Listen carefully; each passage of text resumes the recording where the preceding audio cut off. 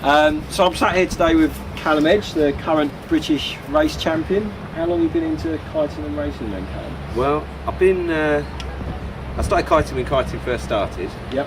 And then I didn't kite, had a few nightmares, and then about 2.5 years ago I went on holiday to Cape Verde. Got serious about kite surfing and pretty much started racing straight away after. Okay. Because I come from a bit of a racing family with dinghy sailing. Yep. And I've got a race board because obviously I work for North, so it's easy for me to get the kit. And I just found I got out kite surfing every day after work. Because it doesn't matter how windy it is, you're out there, and it's quite a lot to learn, tacking and jibing, you know, and I haven't got to hurt myself to learn some of the freestyle stuff. So it's quite technical to learn all the stuff to get better to win the races. And I just got into it. Would you say it's more appealing in terms of, you know, for maybe older guys coming into the sport, or people that are in their sort of 20s, 30s that don't feel they can keep up with the young kids in the freestyle, that racing is another option to give them something else to do? Oh, racing, yeah, if you want some competition, then racing is a good option, because it's, you know, I mean, we're here in Watergate and we're not racing, but there really is no wind. But yesterday it was really tricky to win. If I had a freestyle board, we wouldn't have been out on the water, but we had 6 good races. Yeah. Pretty challenging racing. And if you want to do some competition and you don't want to hurt yourself, racing, I think it's brilliant. But more than anything, you get your race board and a big kite, 8 knots of breeze. You're out riding, and then when, you know, in the summer, you're out riding in the sunny days. You know, it's like you're kite surfing in the summer rather than happy. It gives you more time to get on the water, and you're out in the winds where you wouldn't normally be. All the time. I finish work at 5, and I head straight for the beach. Doesn't matter. I don't even need to look what the wind is. Yeah. Chuck the board in the van and straight to the beach, out on the water for a couple of hours. And I wouldn't be able to do that if I was just on a freestyle board. So I like to spend more time on the wave board than I do. Yep. But then where I live, we don't get the best waves, so it's just a good way of getting on the water and having a good competition. And then at the moment, as we found out yesterday with the first day of the competition here, everyone's got a lot better over the winter.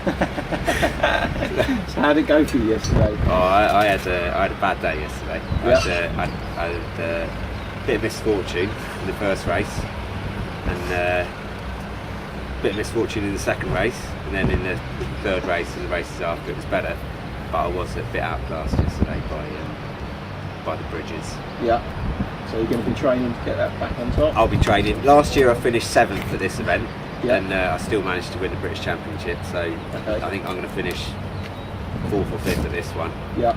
And so I'm, it's a good platform. At the moment I'm better off than I was last year. I've only had I've got a new board. This is a new board, and I got this a week ago, so I've only really used it 3 or 4 times. Okay, so you've not been training. I've not been training that much on it, and it's a bit bigger than last year's. It's just different. You know, you get used to what you get used to. So another week. Yeah, you'll be all over Go it. home, windy all week, and I'll be all over it. Yeah. And do you think it's something that obviously, you know, a few of us race and we enjoy it and we like the competitive side of it. I think there's also an aspect of all the kiters out there that are searching for a light wind alternative, and they try these gigantic freestyle boards, or, you know, huge foil kites and stuff like that. Do you think maybe the element of the competitive side that relates is like, oh, I don't want to get a race board because then I've got to go racing, but I don't realise I could just get a race board and ride it around?